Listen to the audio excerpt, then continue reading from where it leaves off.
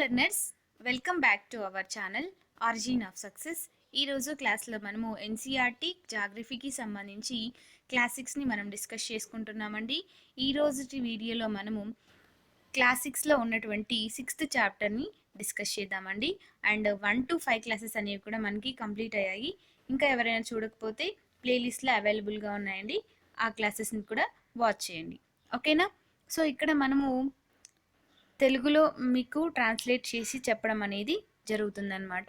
ఓకేనా?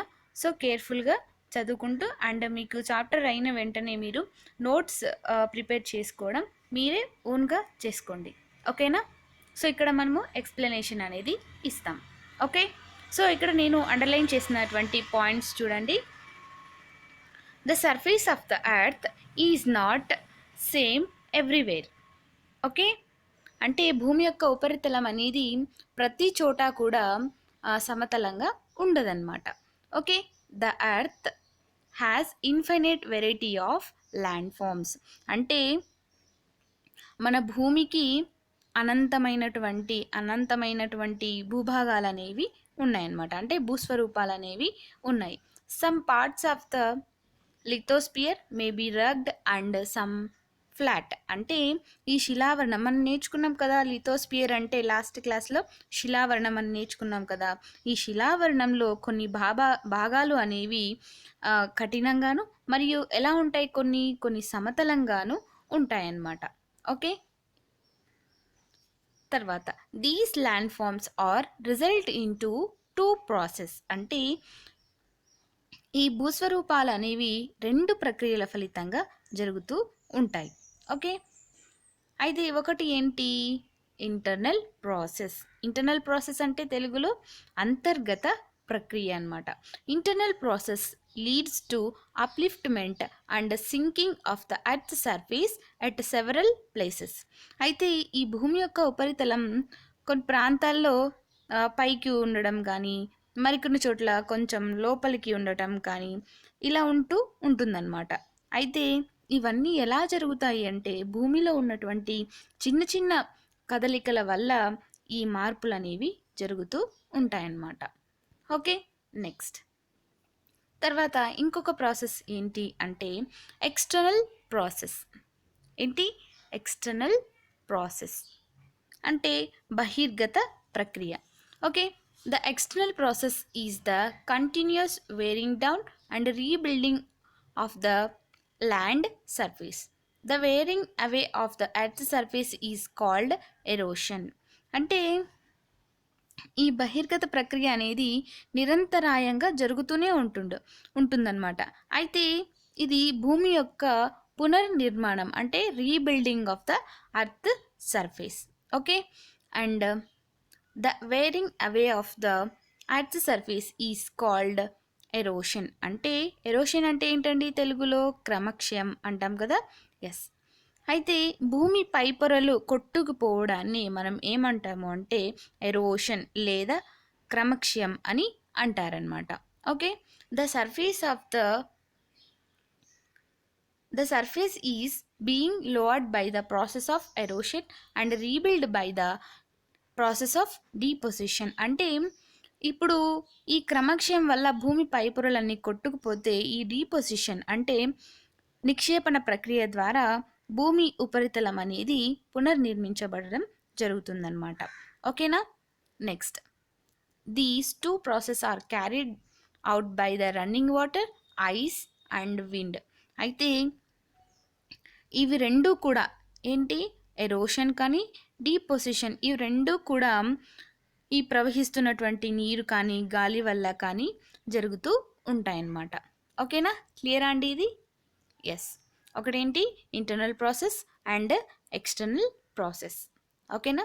Next, broadly we can group different land forms depending on elevation and slope as mountains, plateaus and plains. అంటే ఏంటి, ఇక్కడ మనం దేని బేస్ చేసుకొని అంటే ఎలివేషన్ అండ్ స్లోప్, వీటిని ఆధారంగా భూస్వరూపాలను 3 రకాలుగా విభజించవచ్చు అన్నమాట. ఒకటి ఏంటి, మౌంటైన్స్ పర్వతాలు, ప్లాట్యూస్ పీఠభూములు, ప్లెయిన్స్ మైదానాలు. ఓకే. సో ఒక్కొక్కటిగా మనం వీటి గురించి డిస్కస్ చేద్దాం. Okay.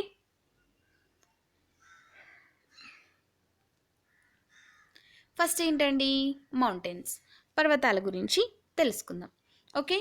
A mountain is an natural elevation of the earth surface. అంటే ఏంటి? భూమి ఉపరితలం మీద ఏదైనా ఒక సహజమైన ఎత్తుని పర్వతం అని అంటారు. The mountains may have a small summit and a broad base. అంటే ఈ పర్వతాలు ఒక చిన్న శిఖరాన్ని కలిగి ఉండి అండ్ విస్తృతమైనటువంటి స్థావరాలని కలిగి ఉంటాయన్నమాట. ఏవి? పర్వతాలు. Okay. It is considerably higher than surrounding area. అంటే ఈ పర్వతం అనేది చుట్టుపక్కన ఉన్నటువంటి పరిసర ప్రాంతాల కంటే ఎక్కువ ఎత్తులో ఉండడం జరుగుతుందన్నమాట. Okay. Some mountains are even higher than the clouds. అంటే కొన్ని పర్వతాలు ఏంటి? మేఘాల కంటే, అంటే క్లౌడ్స్ కంటే ఎక్కువ ఎత్తులో ఉండడం జరుగుతుందన్నమాట. As you go higher the climate becomes colder. అంటే మనం ఎక్కువ ఎత్తుకు వెళ్ళే కొలది ఈ క్లైమేట్ అనేది చాలా చల్లగా ఉంటుందన్నమాట. Okay. Next, in some mountains there are permanently frozen rivers of ice. They are called glaciers. అంటే కొన్ని పర్వతాల్లో ఏంటి? పర్మనెంట్గా అంటే శాశ్వతంగా మంచు నదులు అనేవి ఉంటాయి. అయితే వీటిని ఏమంటారు అంటే హిమనీ నదాలు అని అంటారు. అంటే గ్లాసరీస్ అని అంటారు. Okay. There are some mountains you can't see as they are under the sea. అంటే కొన్ని పర్వతాలు ఏంటి? సముద్రం లోపల మునిగి ఉంటాయన్నమాట. అయితే వీటిని మనం చూడలేకపోవచ్చు. ఓకే.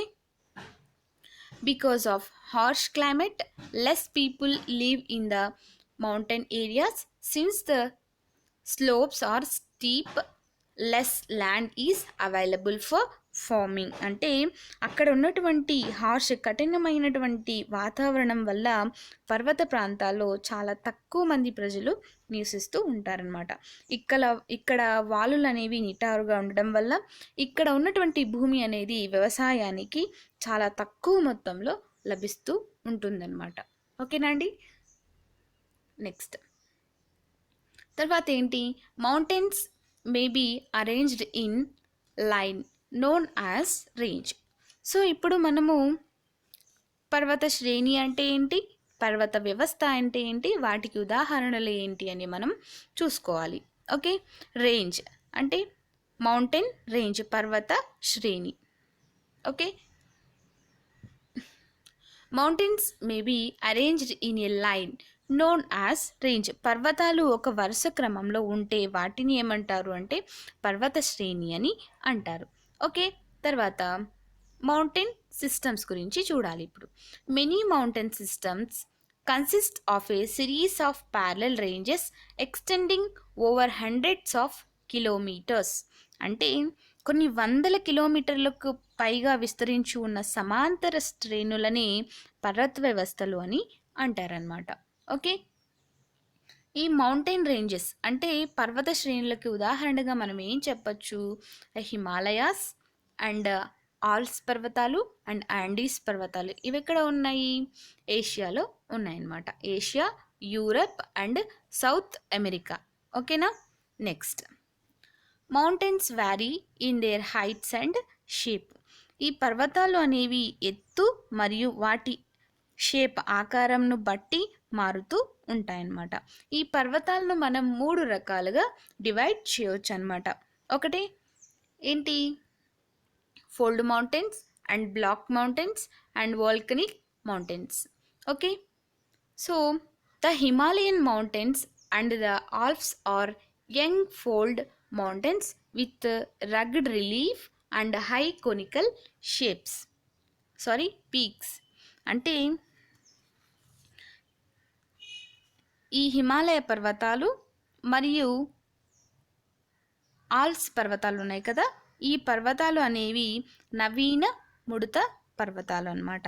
అయితే ఇక్కడ మనము the Aravali range in India, one of the oldest fold mountain system in the world. అంటే ఈ పర్వత వ్యవస్థకి మనం ఉదాహరణగా ఏం చెప్పొచ్చు అంటే మన ఇండియాలో ఉన్నటువంటి మన భారతదేశంలో ఉన్న ఆవా ఆరావళి పర్వతాలు పురాతన ముడత పర్వతాలన్నమాట.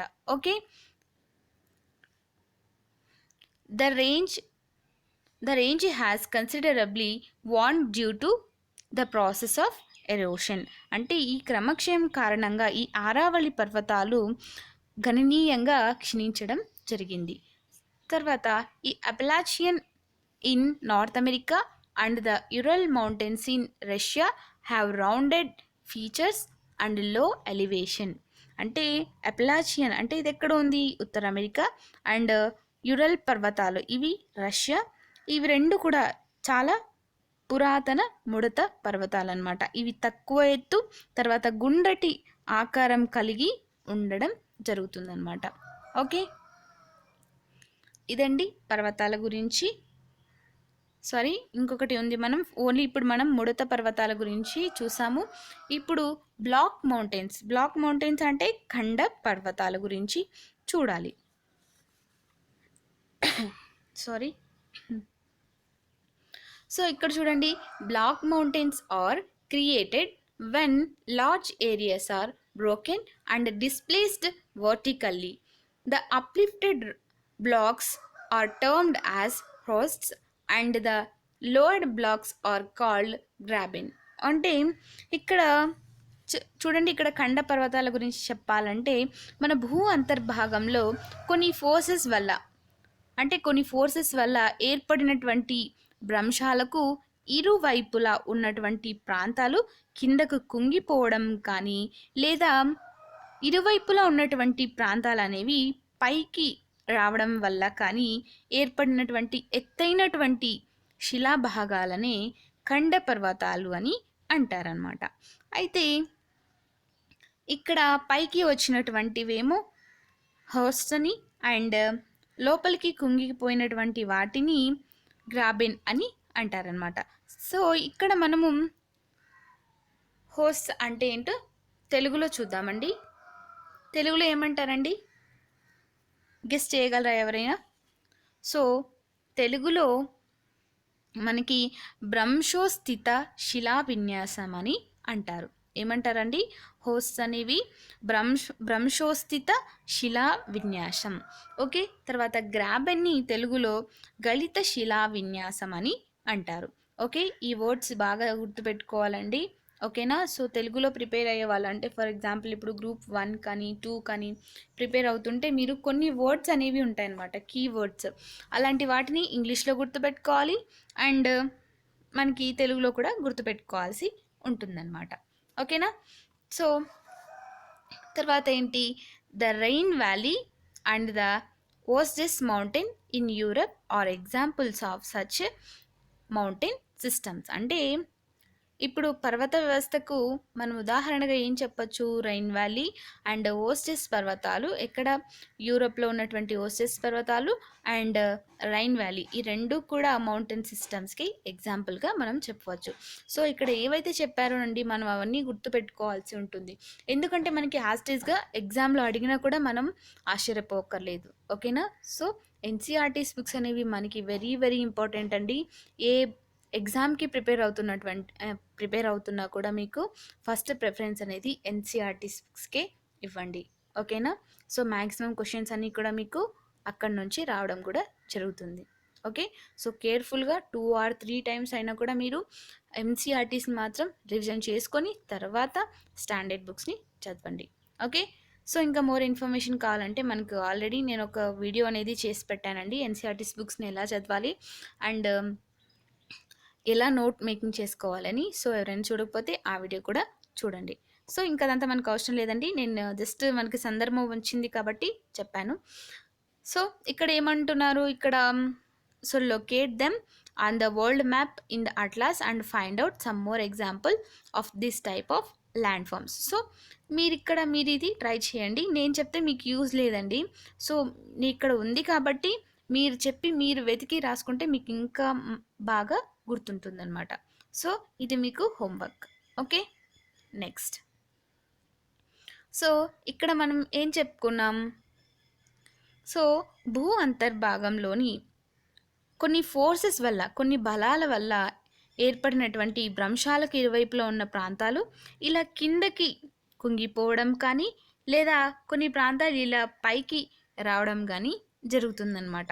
సో కిందకి వచ్చిన వాటిని ఏమన్నాము? గ్రాబెన్ అంటే గళిత శిలా విన్యాసం అని అంటారు.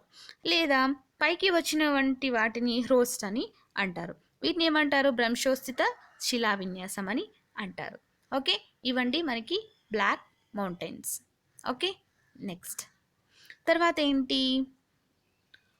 వోల్కనిక్ మౌంటైన్స్ అంటే అగ్ని పర్వతాలు. ఈ ఈ వోల్కనిక్ మౌంటైన్స్ అనేవి formed due to volcanic activity. అంటే ఇక్కడ ఈ అగ్ని పర్వతాలు అనేవి భూ అంతర్భాగం నుండి లావా అనేది పైకి వచ్చి అది కోల్డ్ అయ్యి అంటే చల్లబడి పర్వతాలుగా ఏర్పడడాన్ని అగ్ని పర్వతాలు అని పిలుస్తారనమాట. అయితే వీటికి మనం ఎగ్జాంపుల్గా ఏం చెప్పచ్చు? కిలిమంజారో. సో సాంగ్లో ఉంది కదండి, రోబో సాంగ్లో. సో ఎస్, సో కిలిమంజారో అది ఎక్కడ ఉంది? ఆఫ్రికా. ఓకే, ఆఫ్రికాలో ఉందన్నమాట. ఇది ఏంటి? Volcanic activity. ఓకేనా. And mount Fujiyama in Japan. So volcanic పర్వతాలకి ఏంటి ఎగ్జాంపుల్ అంటే కిలిమంజారో ఆఫ్రికాలో, తర్వాత ఫ్యూజియామా జపాన్లో ఉన్నటువంటి ఈ పర్వతాలు అగ్ని పర్వతాలకు ఎగ్జాంపుల్స్. ఓకేనా. Next, mountains are very useful. అంటే ఇప్పుడు మనం ఏం చెప్పుకుంటాం? పర్వతాల యొక్క ప్రయోజనాలు ఏంటో మనం ఇప్పుడు చెప్పుకుంటాం. So mountains are very useful అంటే ఈ పర్వతాలు మనకు చాలా ఉపయోగపడతాయి. Okay, the mountains are a store house of water. అంటే చాలా పర్వతాలు అనేవి నీటి నిల్వకు ఎక్కువగా ఉపయోగపడుతున్నాయి. And many rivers have their source in the glaciers in the mountains. అంటే ఇక్కడ అనేక నదులు పర్వతాలలో, హిమనీ నదాలలో వాటి జన్మస్థానం అనేది కలిగి ఉన్నాయన్నమాట. Okay, and reservoirs are made and the water is harnessed for the use of the people. అంటే జలాశయాలు నిర్మించి అండ్ లోని వాటర్ అనేది ప్రజల వినియోగానికి ఉపయోగించడం జరుగుతుందన్నమాట.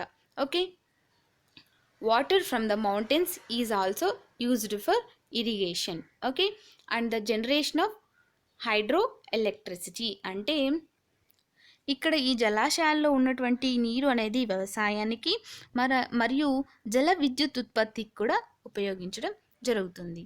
Okay, and the river valleys and the terrace and the Idol for cultivation of crops. అంటే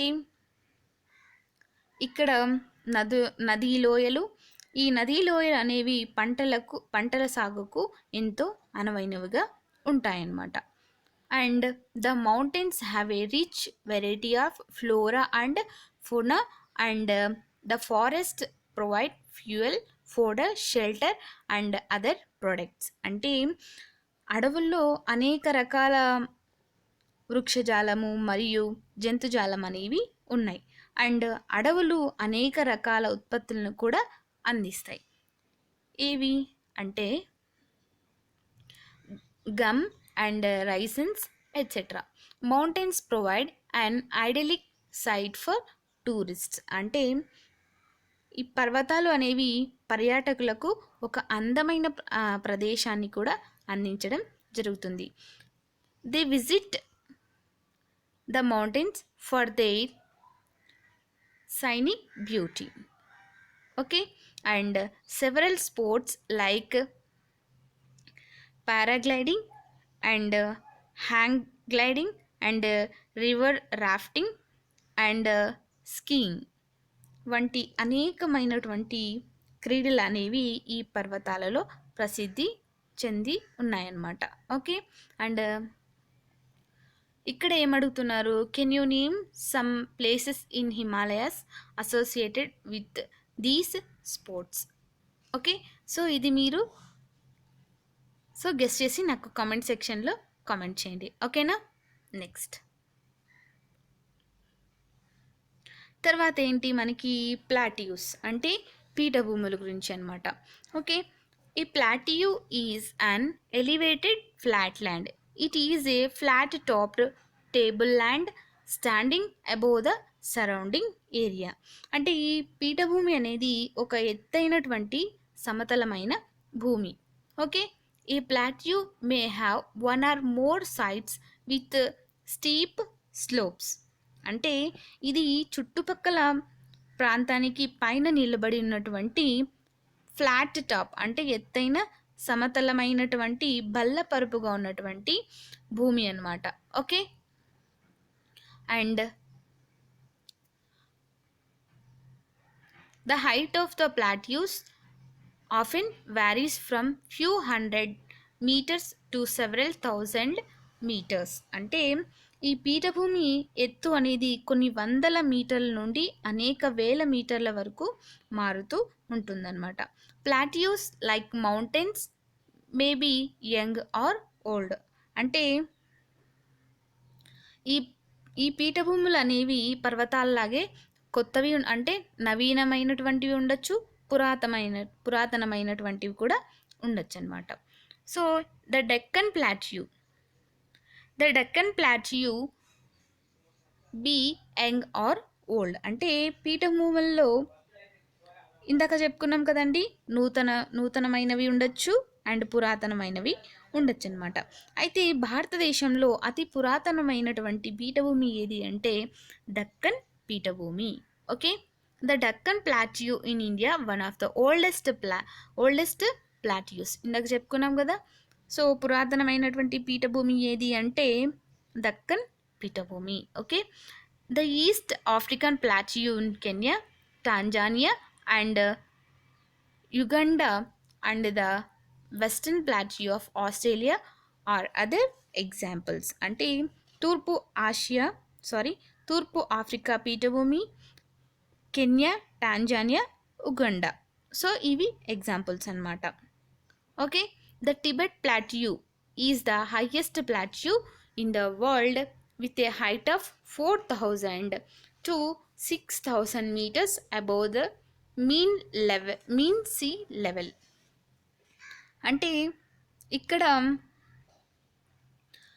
ప్రపంచంలోనే అతి ఎత్తైనటువంటి పీఠభూమి ఏది అంటే ఇది టిబెట్ ప్లాట్యూ అంటే టిబెట్ పీఠభూమి. ఇది 4,000 నుండి 6,000 కిలోమీటర్ల ఎత్తులో ఉంటుందన్నమాట. ఎక్కడి నుంచి? సీ లెవెల్ నుంచి 4,000 నుండి 6,000 మీటర్ల ఎత్తులో ఉంటుంది.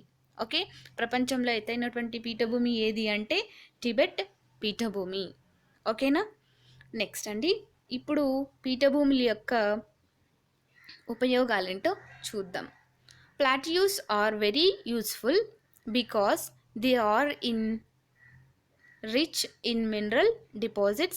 As a result, many of the mining areas in the world are located in plateau areas. అంటే పీఠభూములు అనేవి చాలా ఉపయోగకరంగా ఉంటాయి, ఎందుకంటే అవి ఖనిజ నిక్షేపాలతో సమృద్ధిగా ఉంటాయన్నమాట. ఫలితంగా ఏంటి అంటే ఈ ప్రపంచంలో అనేక మైనింగ్ ప్లేసెస్ అంటే మైనింగ్ ఏరియాస్ అన్నీ కూడా ఈ పీఠభూమి ప్రాంతాల్లోనే సిచ్యుయేట్ అయ్యి ఉన్నాయన్నమాట. Okay,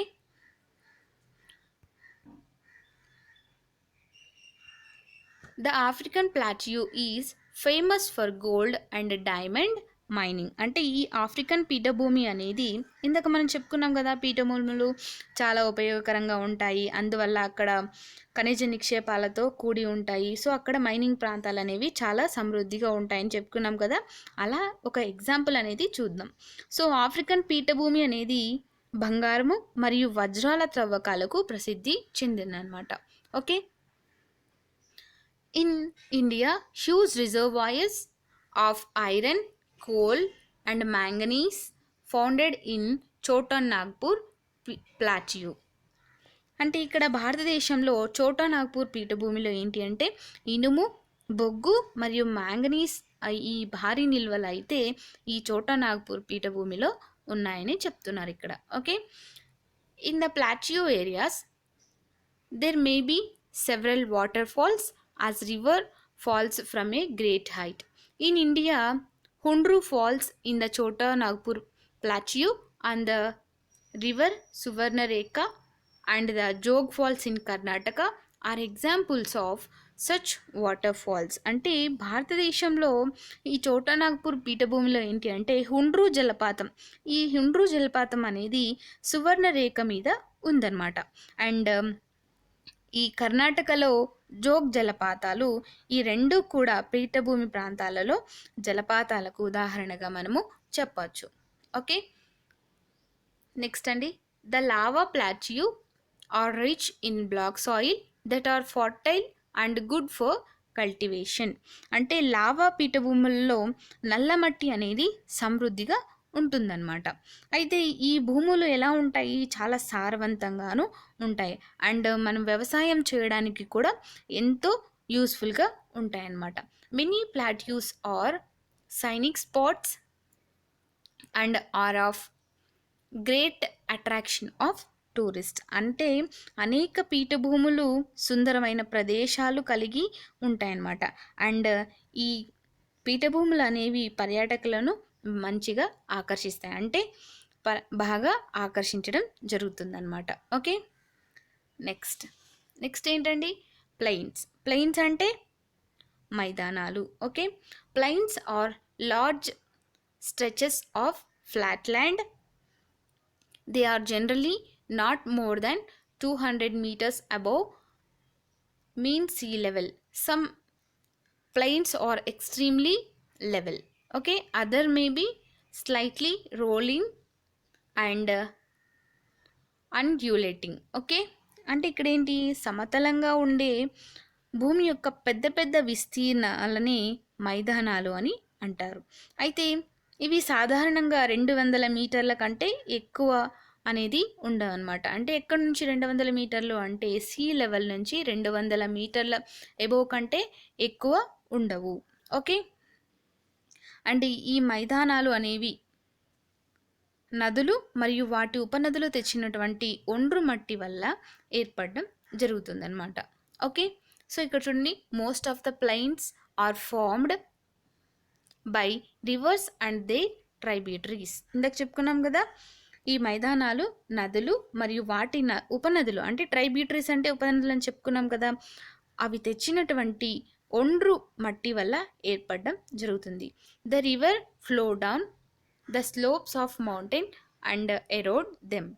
okay, they carry forward the eroded material, then they deposit their load consist of stones, sand and silt along their courses and in their valleys. It is from these deposits that plains are formed. ఇక్కడ ఏంటి అంటే ఏం చెప్తున్నారంటే, మనకి ఈ ట్రైబ్యూటరీస్ ఎలా తెస్తాయి అంటే ఆ మట్టిని ఎలా తెస్తాయి అనేది చెప్పారండి. సో ఇదంతా అవసరం లేదు. మనం ఏం గుర్తుపెట్టుకోవాలి, ఈ మైదానాలు అనేవి ఎలా ఏర్పడ్డాయి అంటే నదులు వాటి ఉపనదులు తెచ్చినటువంటి ఒండ్రు మట్టి వల్ల ఈ మైదానాలు అనేవి ఏర్పడడం జరుగుతుంది. Okay, next, generally plains are very fertile. అంటే ఇప్పుడు మనం మైదానాల ఉపయోగాలు తెలుసుకోవాలి. సాధారణంగానే ఈ మైదానాలు అనేవి చాలా సారవంతంగా ఉంటాయన్నమాట. అయితే construction of transport network is easy, thus these plains are very thickly populated regions of the world. Some of the largest plains made by the rivers are found in Asia and North America. అంటే ఈ మైదాన ప్రాంతాలలో ప్రజలని వాళ్ళు ఎక్కడ అంటే ఎక్కువగా అంటే అత్యధికంగా నివసిస్తూ ఉంటారనమాట. సో భారతదేశంలో, సో ఇక్కడ ఎగ్జాంపుల్ చెప్పాం కదండి, some of the largest plains made by the rivers are found in Asia and North America. So మనము వీటికి ఎగ్జాంపుల్స్గా చెప్పాలంటే Asia and North America. So in Asia the plains are formed by the Ganga and Brahmaputra in India. And ఇంకొకటి ఏంటంటే చైనాలో ఉన్నటువంటి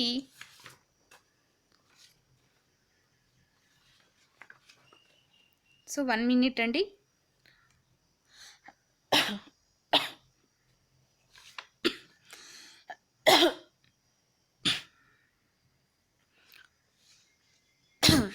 sorry for the disturbance.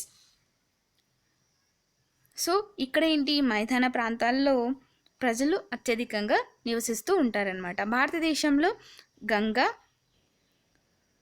మరియు బ్రహ్మపుత్ర నదులు, ఈ నదులు కూడా మైదానాలను ఏర్పాటు చేయడం జరిగిందనమాట. ఓకే, సో ఇప్పుడు మనము ఏంటి, ఇప్పుడు భూస్వరూపాల గురించి వాటి ఉపయోగాలు ఏంటో మనము ఇప్పుడు తెలుసుకోవాల్సి ఉందన్నమాట. Okay, land forms and the people. Okay, భూస్వరూపాలు మరియు ప్రజలు అన్నమాట. ఓకే,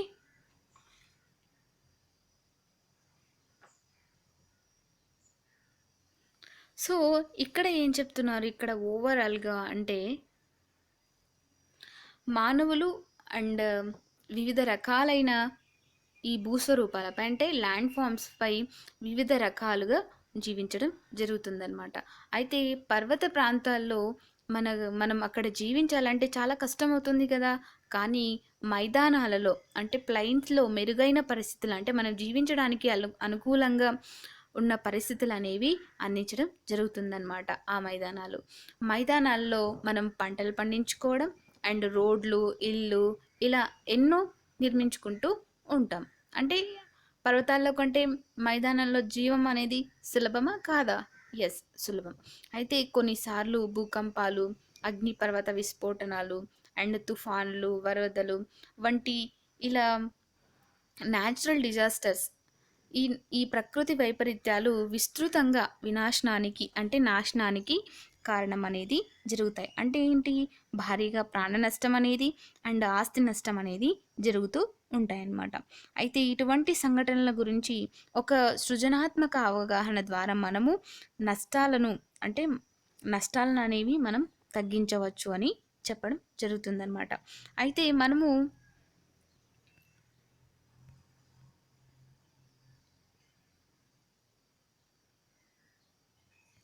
సారీ అండి. సో అయితే ఏంటి ఇక్కడ అంటే మనము భూమిని మరియు నీటిని ఎన్నో విధాలుగా ఉపయోగిస్తూ ఉన్నాం. అయితే మన చుట్టూ ఉన్న పరిసరాల నుండి ఎలా మనం వాటిని ఉపయోగిస్తున్నాము అని చెప్పి మనము తెలుసుకోవచ్చు అన్నమాట. అయితే భూమిని మనం చాలా వ్యర్థమైనటువంటి అంటే కరెక్ట్ వేలో మనము ఉపయోగించుకోవట్లేదు. అయితే ఉదాహరణకి ఏం చెప్పొచ్చు, సారవంతమైన భూమిలో ఇల్లు నిర్మించడం. అంటే సారవంతమైన భూమిలో ఇల్లు నిర్మించడం అంటే ఏంటి, ఇప్పుడు అదే భూమి ఉంటే మనకి వ్యవసాయానికి పనికి వస్తుంది కదా. సో అలాంటి వ్యవసాయ భూములన్నింటినీ కూడా ఇల్లుగా మార్చేస్తున్నారు.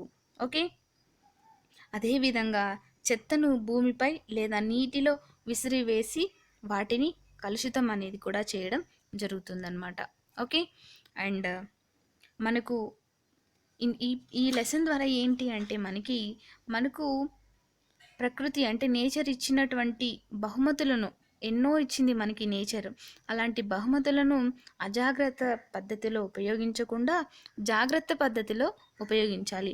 అండ్ అందుబాటులో ఉన్న భూమిని మన ఉపయోగం కోసం మాత్రమే కాదు, భవిష్యత్ తరాలకు కూడా భూమిని మంచి ప్రదేశంగా అందివ్వడం అనేది మన కర్తవ్యం అని చెప్పి ఇక్కడ మనకి చెప్పడం జరిగిందనమాట.